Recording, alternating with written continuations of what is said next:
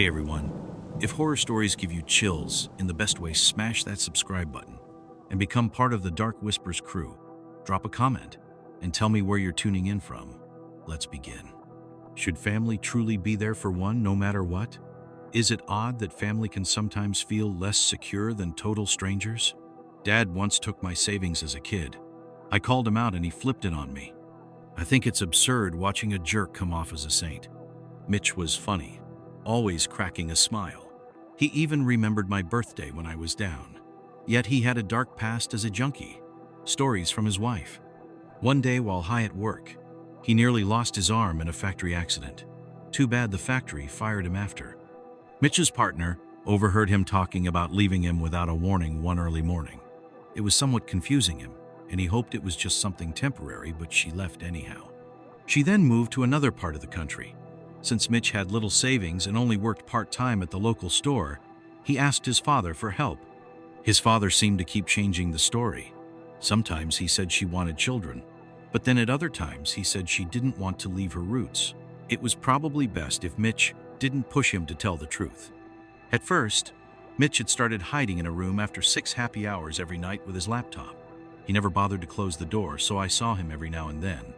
He was just staring intently at the screen with a silly grin on his face. In fact, I had to chuckle a bit, at least he was happy, right? Still, I could not shake the feeling that something wasn't right. Who was making Mitch this happy?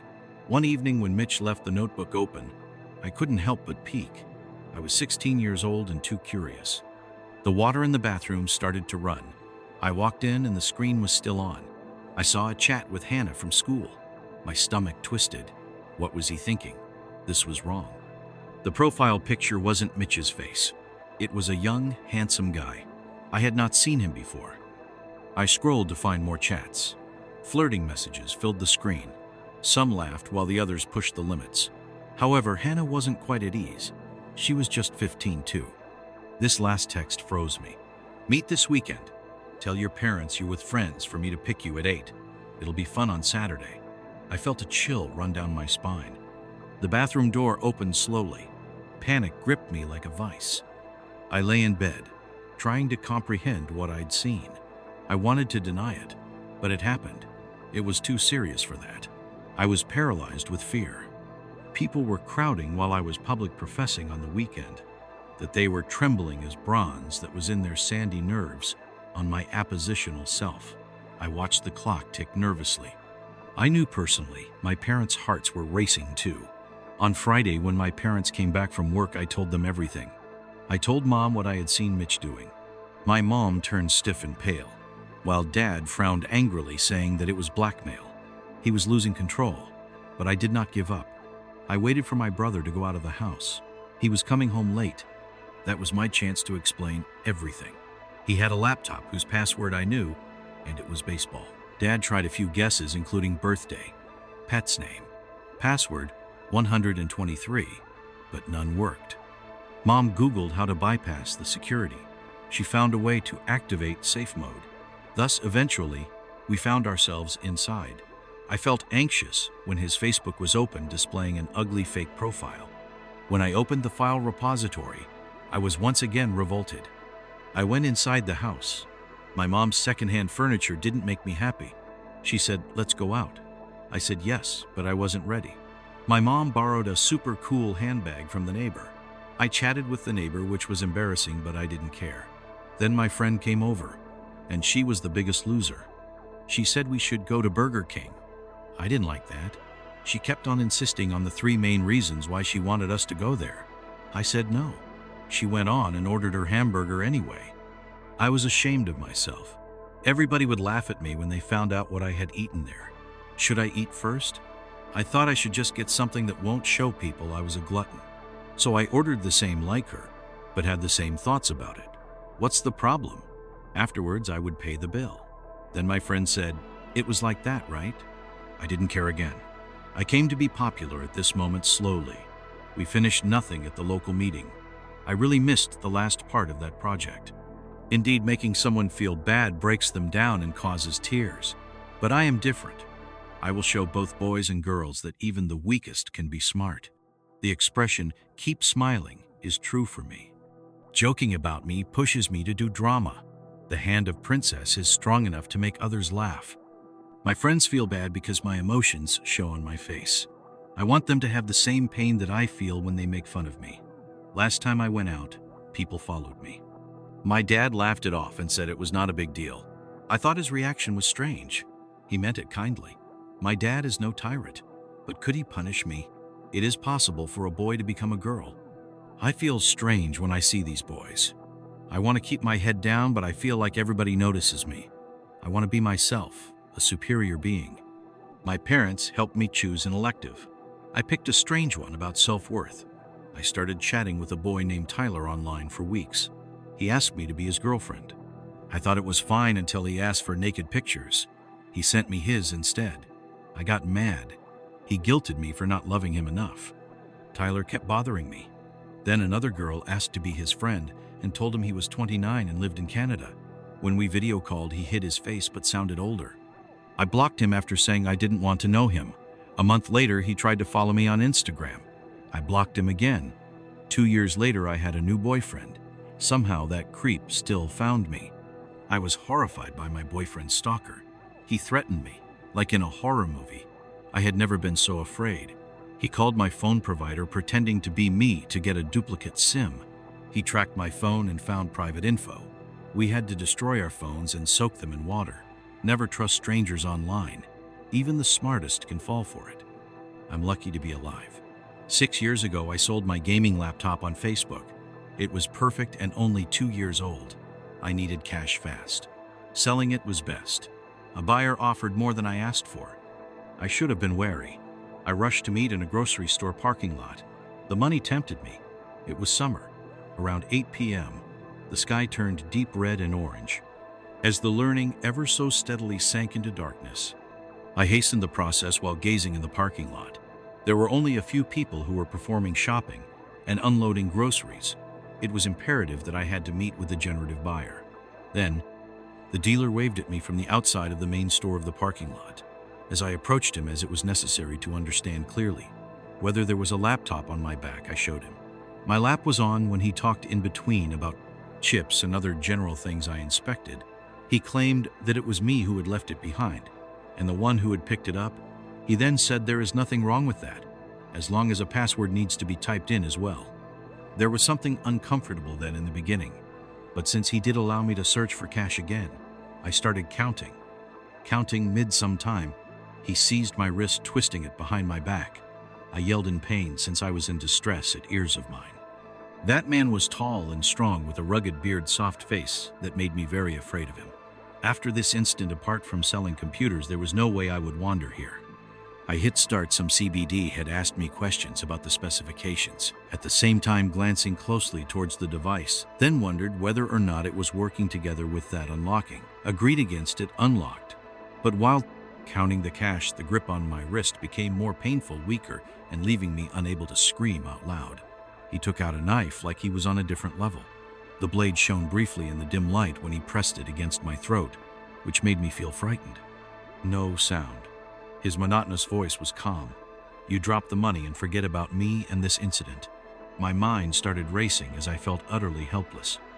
I let the money fall, trembling like leaves in wind. He stepped backward without taking his eyes off me. His face showed no emotion. To him, it was just a simple task. There were no complications for him. Nothing special at all, just another job. Then he quietly walked away. He disappeared into the shadows of the parking lot.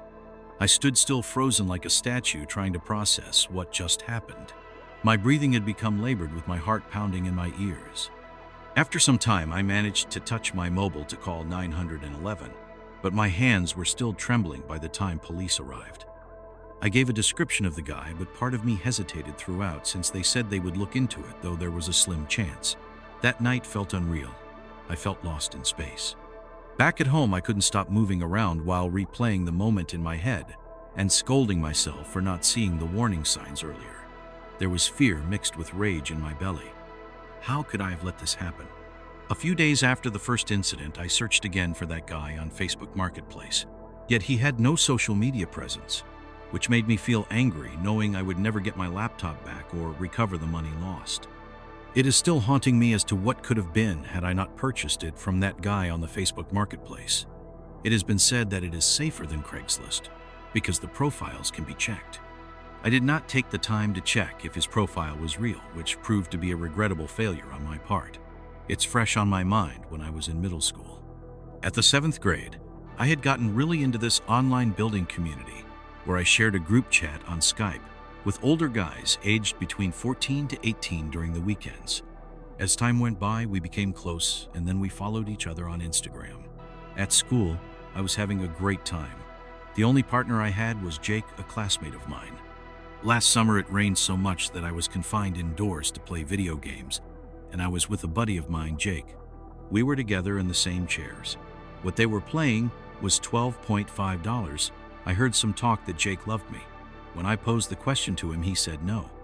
Honestly, I thought such a statement was absurd, since our acquaintance was only online. However, eventually things began advancing, until Jake's little lies began coming forth.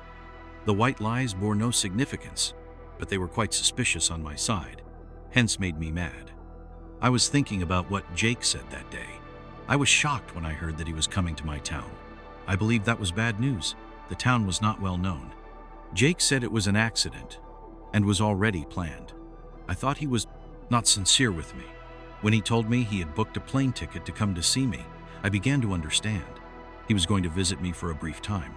But when I received a message from Jake saying he would come to my school, I started to panic he was not joking. After a day, he posted a photo on Snapchat at the airport. I remember shaking my hands at the screen. He then messaged me that he wanted to meet up while in town. I made an excuse not to meet him, and secretly hoped he would give up. But soon, my Snapchat story was full of videos and photos of my school. He was showing my school the hallways, taking photos in classes, and eating in the cafeteria. That seemed to make him very happy. Fortunately, I was still sick at home with pneumonia and did not have the courage to come out. However, for almost a week, I was full of fear when the doorbell rang or when a car stopped in front of my house and my stomach was contracted. But I questioned how Jake's acts and their gossip did not concern anybody. I couldn't comprehend what was going on, as if I was the only one in the old online group. I remembered that I had broken ties with Jake, but when I was about to celebrate my achievement of getting into my dream college, he surfaced on social media after 2 years. I became anxious thinking about the likelihood of Jake coming back to my life. However, my fears were realized. He uploaded a happy picture in front of my college library saying that he transferred there, and my heart sank. A few months later, I ignored him, but it turns out he wrote me a message, just as if it was a spell. He somehow took notice of the fact that I had a boyfriend and stated, "Does he protect you?" I don't remember my response, but it troubled me so much that it was the last straw. Since then, I blocked him everywhere. He hasn't reached me, but sometimes I look over my shoulder as if something like that happened in high school still haunts me. Even up to this day, my high school was enormous, with thousands of students per year. Even during my senior year, I would come across someone whom I had never seen being in the same class as me. I was on Facebook back when it was popular. All my schoolmates were on it. There's a number of requests I got from people that I knew very well. Every alert I got made me feel somewhat thrilled. Therefore, I accepted nearly every request. Chris sent me a request. He said he was one of our schoolmates and had many mutual friends. I couldn't remember him. I accepted him. Chris said he was going to our school but did not give details. We began with small talk. Later on, I asked whether we knew each other. The chat lasted a bit. I didn't find out much about him. I shut my laptop and slept at the same time I hadn't started my homework. The following morning, I went online on Facebook and found Chris's inbox full of messages. I had at least 40 memories from Chris. I saw some things that scared me on Chris's profile. He looked much older than a high school kid. His pictures had no friends in them. They were only of him alone over the course of time. I wondered if anyone knew him. At lunch, I asked my friends who were on Facebook with Chris. No one did. They had just accepted his friend request without thinking. Now, I was sure Chris wasn't really who he said he was. It made my tummy feel funny knowing he could see my Facebook profile. I couldn't shake off that feeling. I was nervous about looking online later. At school, we couldn't use phones. So I had to wait until I got home to check my email. I trembled logging back on Facebook. I was surprised that Chris's profile did not exist. It felt like it was over, though a dark whisper said there was no proof that anyone could see. I looked for someone behind trees or cars. I thought it was some prank, but in my heart I did not think so. He had too many pictures and over 200 friends. No one could work that out instantly. He never bothered me again, and I never saw him in real life. I have a hard time thinking of it now in 2008. Most people back then had forsaken MySpace for Facebook. I was in two minds on whether to adopt it myself or not. I had spent much of my precious time and effort updating MySpace page, sticking it to my style. In the end, I joined Facebook too. I was just like all others on Facebook when I was new. I found it magnificent chat, my friends. The novelty wore off somehow. One day a spooky request popped out. A scary profile had only a blank, creepy default photo. Besides that, there was no content at all. The only thing on it was a bizarre voice saying that soon would come to an end. The account name was something about falling into the star of distant Neptune further than deep sea nautical miles from here. A farewell was there along with peace to you. Once I saw a scary profile. It had a strange picture. The words were hard to understand. It scared me. I got a friend request from the same account. I felt sick to my stomach. I said no, but it asked me again. My hands shook. I felt trapped. I tried to play with the thing. It showed me clips of what happened. I was mad. I blocked the person. I logged off and went to bed. The next day I had 37 messages. My heart dropped. My friends do not surprise me with many messages. I thought something was wrong. But when I looked, my heart sank. The messages from the blocked account were many and strange. I felt weak as I read them. There were threats of killing me. I was scared that I reported them on Facebook. My computer screen went black, but switched on suddenly. It had a robotic voice speaking the same strange language as before. Pop-ups covered my desktop. I couldn't escape. I felt a chill. My blood ran cold. The words were terrifying. My heart raced with fear as the unknown threatened me. I got shocked by this Windows computer. At first, there were no new changes in this version of Windows. Suddenly, the comic books changed into fuzzy pictures and sounds which so not make sense. Strange notifications popped up and advanced apps opened. It looked like stars moved across galaxies. My computer was also shut down. The images then appeared on the screen again. It gave me the feeling of being smashed by a truck. I also felt as though the world was spinning after that. For this reason, I stayed there all day long. My friend's suggestion was deleted. The account has been blocked. A username liked I searched, but no info arose. It was good and bad that it was over. This is because there have been lots of people whom I could have not told. The elders are not easy to convince. The click on memory was very strong. The account had been online for 10 years, so today marks the 10th anniversary of me being online. Such was the internet's strangeness that I felt. It creeped me out, like rabbits sitting in holes, as it did with me in the first. There were many random requests from friends on Facebook, but there was a big difference. At all times, there is a little feeling inside us which makes us click the internet links, just as it happens when we play game puzzles. A person receives its first random relationship on the internet. All along, the profile name left among friends in the same way is the same. In my mind, it is a hidden hollow. The process accepted it thus. I went on and opened the case profile. I did see nothing funny about the black picture of the screen that was either dark or showed no sign of its being usable. The background of a compound was there. It was a ghost like my old friend or someone who I knew well. Hence, in the dream with our friends, I went crazy.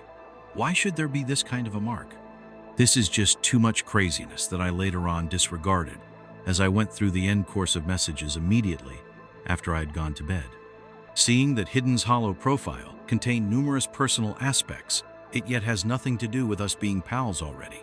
That is not a case. I am able to see the two fellows just only through the mirror outside the house window. True friends of age to maintain company were there, about to be not all closer to one another, still strange things are alike. A few things were taking place being unaware of me. On Saturday night, how I missed the text from Hidden Hollow, though tagged with the photo it is that at last. What has been anxiety like this hidden identifying somebody man, were still able moving on the background below down by both friends talking. The image I saw showed a dark park. The camera shook, so there was a flash, and some leaves shone among the trees. It was different from the clear park photo before.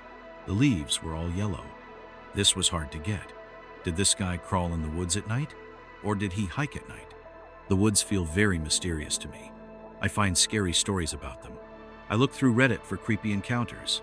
I look a lot, but I do not find Hidden Hollow's profile so many times. I click it a few more times. Finally, Sunday comes. I wait a lot and get alert from Hidden Hollow. New photo. I feel nervous when I push the no picture just loads, just a dark cozy, and this were the same as the last one. It was dark as simple a forest at night, and no craze and meaningless, I think. Such a dull photo for a nature photographer. The night is hand, lousy quality, no way to post it. The next week I am bored of it. I stopped looking at any more postings on the Hidden Hollow page. But soon, I found a notification with a new photo that had come up on Sunday. I opened that photo, which showed woods with dead leaves and branches. Then I noticed something very awful, which was 2 legs cut off at the knees and had blood on them. Is this real or just a fake? That was what I asked myself as I looked at the photo. It was so real with blood and wounds. There was no mistake, it was too great a thing to be probably a fake after all. Afterward, I removed Hidden Hollow from my feed and was about to report it back to the page. However, how would I find words in order to report it? This photo was posted by an unknown account, and it simply had an odd deal about the matter. It was very horrible. A piece of a dismembered leg that is not really easy to forget after weeks. But by that time, some investigation came into my mind, and sooner I went to look for the profile of that account, now completely gone. There was clearly no trace of that account, as if it had never existed at all. I wish I'd saved those horror pictures, but now I was just so grateful that it's over, for there are no chances to view them again. This nightmare I'd gone through taught me not to accept friend requests from strangers without knowing them first. There was a time when I was all alone in high school. People mocked me because of my looks, and I had bad luck with boys who only wanted to use me. I had only one close friend. I was lonely. Later, I joined some fun online groups on Facebook. I even pretended to be a superhero. I had my first love on the internet, but it was sad that people thought I was just a cartoon. But then someone I met online began to make me feel terrible. He wanted to take care of me and said I should send him nude photos. He threatened to hurt my siblings if I didn't. I was scared and sent him pictures. Every time I refused, he threatened my family. This went on for weeks. Then he requested a picture of me with my sister. It made me feel sick. I did it to protect my loved ones. Afterward, I told him I was done.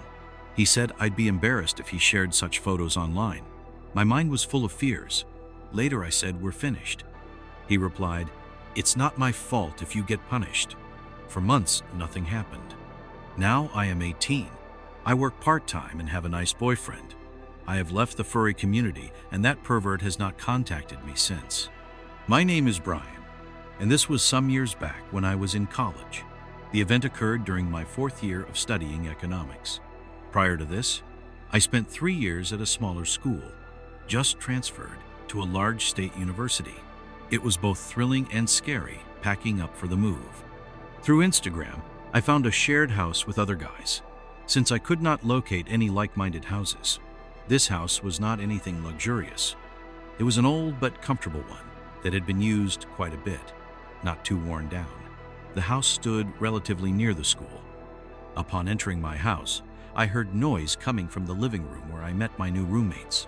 They were laughing and talking loudly as they were getting acquainted as well. One tall guy with a big body introduced himself. I made friends with 3 guys in school. One was Liam. He was an architecture major. Chris was an English major and quite funny. Kyle was shy and studied software. All 3 were new to the apartment. We had a good time together. We would cook and watch shows on Netflix. It felt like a family. But then that changed. Kyle became distant. He rarely hung out with us. He would stay in his room or eat alone. That made me worried. In addition to being less social, Kyle's behavior worsened. He yelled at us and muttered angrily to himself. Sometimes he glared at me. It frightened me. I had to avoid him. It felt like something was wrong in the house. My room was messed up, my laptop moved and clothes scattered. All my stuff was out of the closet as if someone was searching for something. I thought I was imagining things. Then one night, I heard a sound outside my door. I opened it to see Kyle standing there with a knife. I was terrified. He ran at me, and I fell and hit my head. The next thing I remember was waking up in a hospital bed. The doctor said Kyle had tried to kill me, but I was lucky the police arrived just in time. Looking back on that night, it was really scary.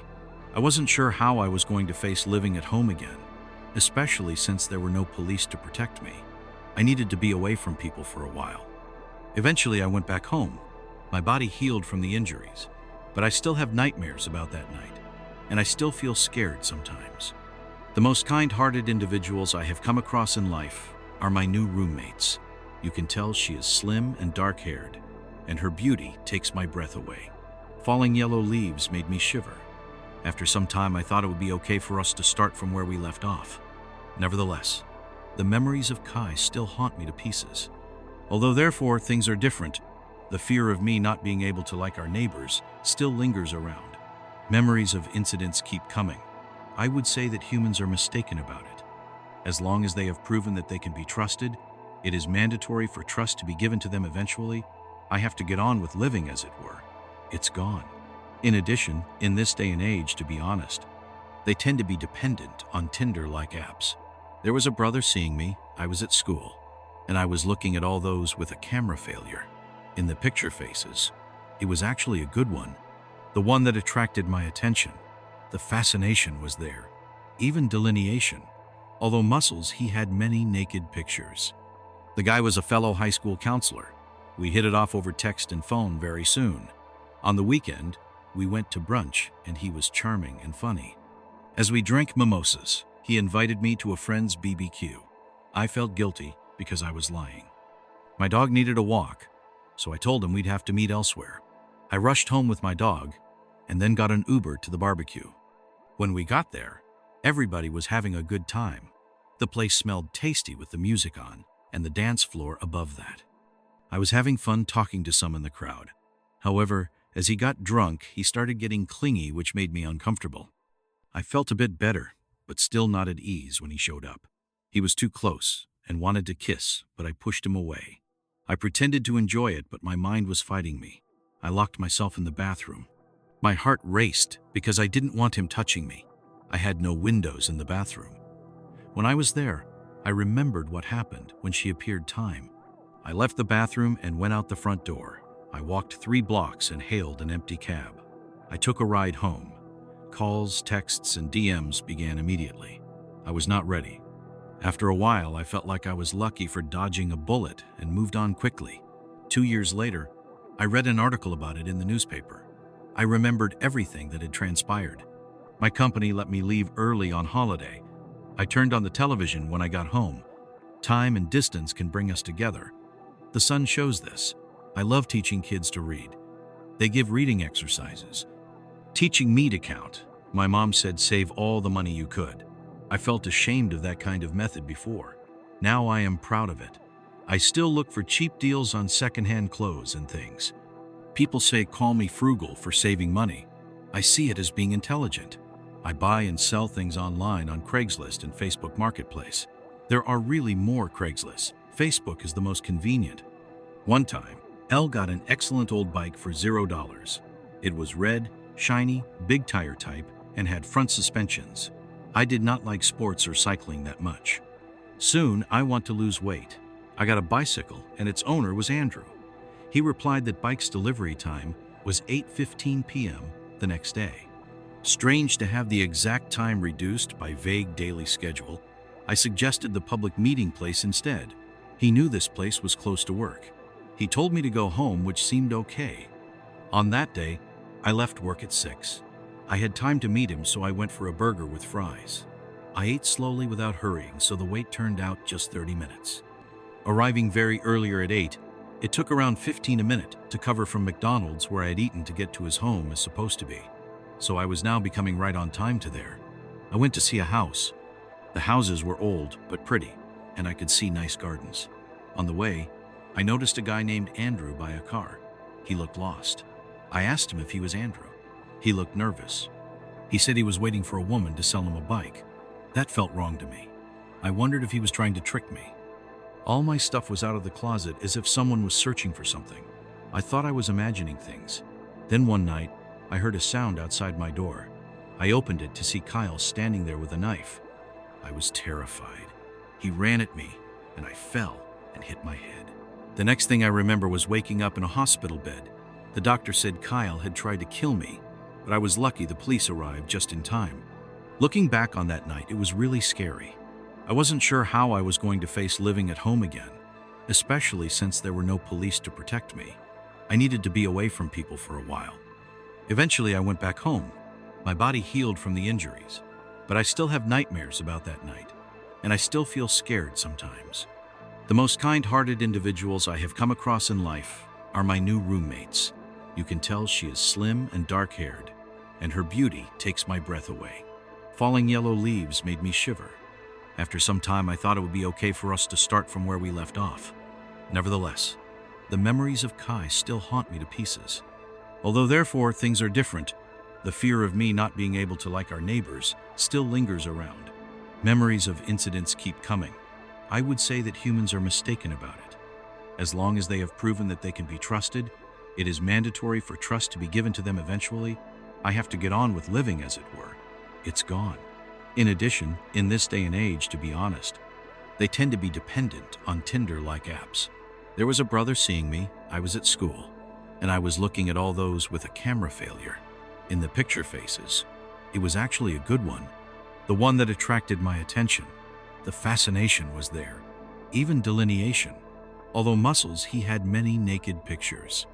The guy was a fellow high school counselor. We hit it off over text and phone very soon. On the weekend, we went to brunch, and he was charming and funny. As we drank mimosas, he invited me to a friend's BBQ. I felt guilty because I was lying. My dog needed a walk, so I told him we'd have to meet elsewhere. I rushed home with my dog and then got an Uber to the barbecue. When we got there, everybody was having a good time. The place smelled tasty with the music on and the dance floor above that. I was having fun talking to some in the crowd. However, as he got drunk, he started getting clingy, which made me uncomfortable. I felt a bit better, but still not at ease when he showed up. He was too close and wanted to kiss, but I pushed him away. I pretended to enjoy it, but my mind was fighting me. I locked myself in the bathroom. My heart raced because I didn't want him touching me. I had no windows in the bathroom. When I was there, I remembered what happened when she appeared time. I left the bathroom and went out the front door. I walked 3 blocks and hailed an empty cab. I took a ride home. Calls, texts, and DMs began immediately. I was not ready.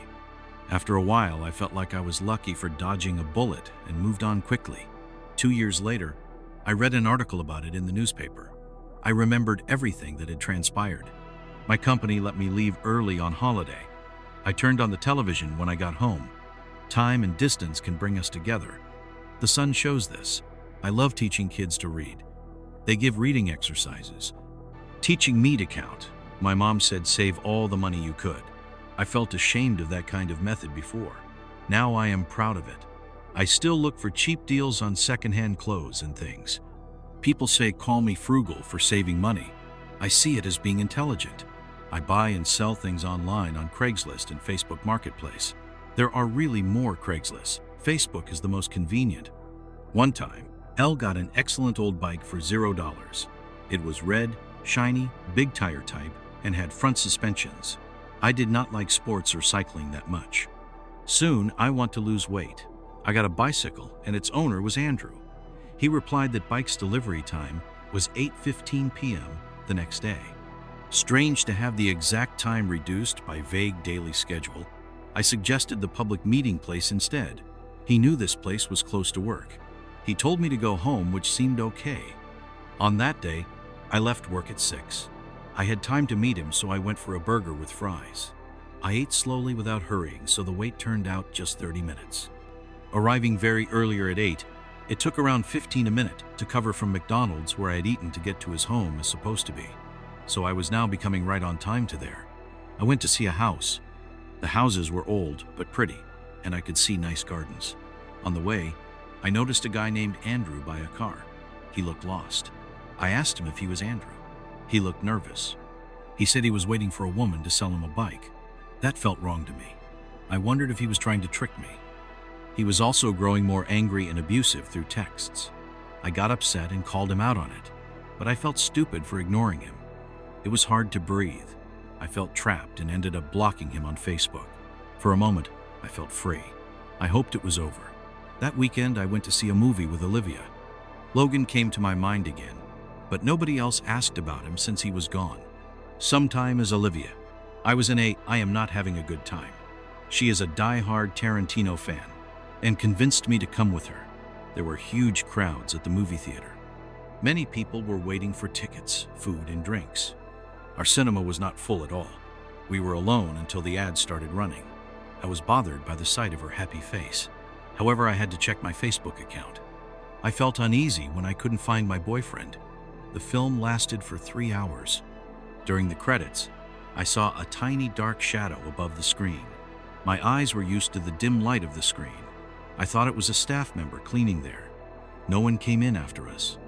Then at home, I checked Facebook just before sleeping. The screen reflected me. I pressed the button while shaking.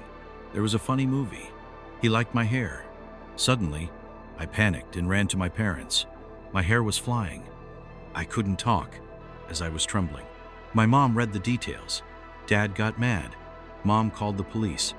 Logan was told to leave me alone. The cops couldn't find him. He erased everything. They said he made a fake account. I felt unworthy. Others had similar stories. My biggest fear is, how did he find me? I never gave my address. No location on Facebook. He knew where I was. He even knew my hair. I haven't slept since. Back to 6th grade. I couldn't read, so I was in special ed.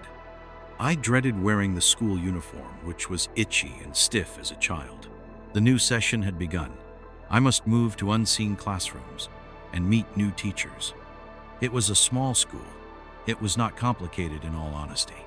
I felt nervous about the situation. My first class was reading. Subsequent to the nervous stress around, I found the class. I am a very anxious person generally. Shyness has always been my symptom, and self-doubt has been a lot with me.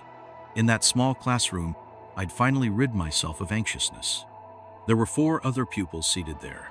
It made me feel important and protected internally, making me feel relaxed. I made friends throughout the school year. Still, losing someone special in my life prior to that made my foe so difficult. I dealt with it through expressing myself emotionally around friends. Tyler, to mention, a kid in my class, was of the closest friends. He was also on Facebook. He got on Facebook before I did. He worked faster than I at a computer. Eventually, he started sending me messages, which at first seemed to be strange, but I realized they carried germs. Over time, they became inappropriate. Looking back now, I see those messages were a blatant sign, but they were just strange for me at that moment. Still, some of them made me uncomfortable, but I ignored them. It was like a time bomb waiting to explode. Tyler was so much close to me that his actions were evident that he loved me, however it was during the 7th grade. What twisted him was the fact that he turned his attention to my friends, but unduly, it seemed, he did not want me to separate from them. I was worried about losing my friends. While he influenced me to badmouth, I had no choice but act against my character, and I hated him for it. It didn't take long before he would make the others turn against me, just like a sort of a control signal from him. I thought that expressing my feelings would make things better, but he made me feel guilty for not siding with him, thus leading me down the road to despair. It was the result of his lovable thoughts that led me to a quarrel with my childhood friend of 7 years. I was battered down to the point of being invisible. One day, Tyler acted shockingly.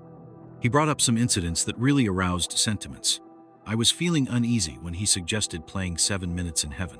He followed up with similar suggestions at another time when he was at my place. Surely, I tried looking tough telling him no, though, finally got convinced into agreeing to it. Then he exhausted me with repeated messages about a clown attack on him that frightened me. I really went silently, being perplexed of considerably lacking the ability or courage to erase that message. I laid on my bed and my friend came in. He saw my toy handcuffs and put them on me. At first I was confused, but then I went along with it. He chased me and pretended to cry. After that, I unlocked the handcuffs and he gave them back to me, but he had something planned for me. He handcuffed my hands behind my back. He got very close to my face and I could not breathe. I started to panic, and the handcuffs broke. He was angry, and when I fell, he hit me. I was scared and hurt. I felt empty inside, like I died. People took me to the hospital because they worried I might hurt myself. I decided to change, but I still remember that day. I realize now that the internet can hide a lot of bad things. On Facebook, kids can show their true selves without being seen. Nobody knows until something terrible happens. I wish I had noticed the signs before it was too late. I wished I had ignored Jake's first text. I remember the time when I was 23 and got a request from a stranger named Jake. I accepted it. I liked talking with Jake. Then he started asking for personal data. Jake mentioned a cafe near my home, which frightened me. I blocked Jake. But Jake created new accounts. He messaged me at night when I was in bed. I got scared when Jake described what I wore yesterday. I told the police, but they did not believe me. They said there was nothing they could do about online stuff. I felt alone and scared. The person I talked to used different kinds of sounds to communicate. His voice was full of threats. It kept me awake at night. Sometimes I heard many noises that made me feel scared. I was afraid of someone I had never met before. The technology around me had a good part. Every night, I was being followed by his eyes. I tried to think of ways to calm down my nerves, but I failed. Minutes and hours were full of fear. I called the police for help. They didn't give me many details. One week, I saw a policeman. He said that he had warned him to stop contacting me, yet he kept sending messages. I thought the police knew about my case already, but it's too late. My life was affected by the evidence that hit the wall. I now have barriers around me. I am wary of any friend request or strange message. I always use my instincts to help me navigate the internet. I no longer feel haunted by it. We rented a station wagon at 30 by 15 for $45 a month. It was not really what we wanted, but we were fine with it. Our jobs were far apart, and the car kept breaking down. Finally, we decided to buy another car, instead of having to fix that one again and again.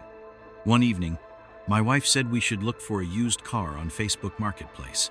She is a social media manager and knows what to do in there. We spent about 15 minutes scrolling through listings and found a 2012 Ford that looked clean but had over 110,000 miles. The price was too good to be true, but we felt it was worth checking out. My wife thought it was a scam, but I wanted to go see the seller. He agreed to a test drive but wanted to meet at Walmart. I had to take the bus. The car was under a streetlight.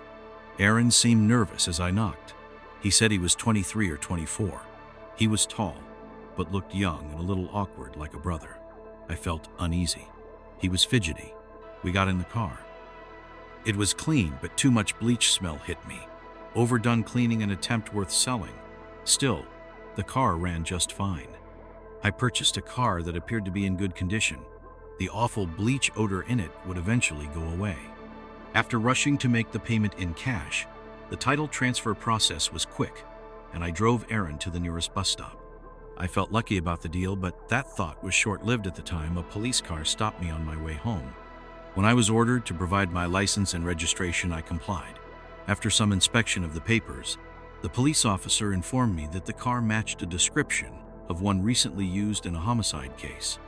That was when it struck me like lightning that I had unwittingly purchased a murderer's car. I explained everything about how I found the car on social media and Aaron's odd behavior to the officer. He seemed to believe my story, thus tracing the vehicle back to Aaron wouldn't be hard for them, a concern that troubled me. I would like to appear in the inquiry regarding what transpired in order to either answer or just be a bystander or onlooker, but I have as yet not heard anything further on this matter. Some weeks later, I heard on the news that Aaron had been caught and given a life sentence for killing someone. The police investigated the blood found in his car boot, and it was determined that it belonged to that person. Clearly, it was not enough just to use bleach to get rid of the evidence. Facebook, which was once a cool place to be, is now a source of worry for many like your folks, who may be not allowing you due to all the bad news about dangers it poses. I have my share of such concerns, and they still trouble me. You know, after eventually joining Facebook, I ended up mostly chatting with my mom's friends, but a few schoolmates also popped up from time to time. There were always warnings about kidnappers or stalkers and other weirdos online. Initially, I shrugged off such warnings until 2 weeks ago when I was watching videos and moved the like button, as well as scrolling through an endless stream of photos, and I saw a strange friend request. The friend request was quite peculiar. The name was Anna Perkins, but the profile picture was blank. There were no posts too. My first thought was just another bot profile made to annoy. I clicked on the request, thinking there would be some kind of explanation about this silent profile, but that was it. The request just disappeared. A contact sent a request on Messenger. I clicked it as I would do on Facebook chat. But Anna was reaching out. She asked me why I wasn't accepting. I was curious yet. Told her I feel her account is fake. But she said I couldn't escape her. I started thinking about some fools who believed a cracker. The type of trolls that had previously hacked my things. And I played along. They said my address, Elmwood Drive, Los Angeles, California. Yet I had not changed it for years. I told them, nice try, I typed. I was able to mention 13 things which I couldn't change, but they found my address.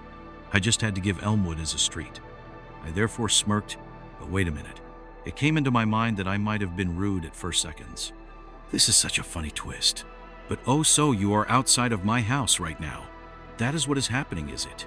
You hysterical. Right now I am 50 feet away from you. Impossible. I did a weird laugh after reading those. Yet the words were in my mind, though they were clearly uneasily fit in such a style by me. Some bigger version of me must have controlled my neurons. I stood up and went to the window. There was a man on my porch. He looked about 45 years old. His hair was greasy and messy. His teeth were yellow.